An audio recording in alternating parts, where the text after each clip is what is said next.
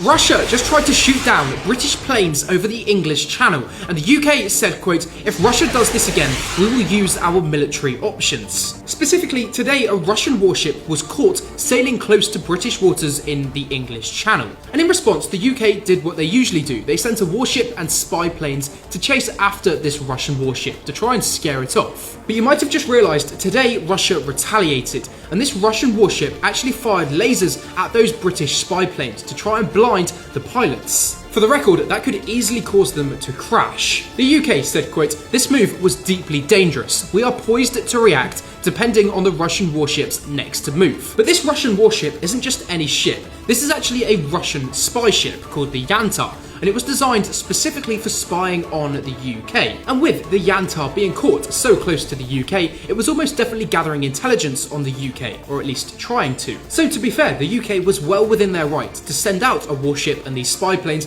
to try and scare off this Russian spy ship so that it couldn't gather intelligence on the UK. However, rather than this Russian ship taking its warning and leaving like they usually do, this warship retaliated and it fired lasers at the British planes. But you need to know, this isn't just a one-off event. Yes, this is far bigger than anything we've seen for a long time, but things like this have been happening over the last few months more and more. In fact, just last week, the UK spoke on a Russian submarine that was sailing towards the UK, and the UK said, quote, "Our message to Russia is this: we see you, we know what you're doing, and if your submarine travels south this week, we are ready." Just a month ago, the UK actually created an entire task force with NATO dedicated to just detecting Russian submarines in the North Sea, saying that they can see them coming. But today, Russia is pushing their luck, and rather than just sailing a warship through the English Channel like they usually do, they've retaliated and fired lasers at these British planes. It goes without saying, if these British planes had crashed because of these Russian lasers blinding the pilots,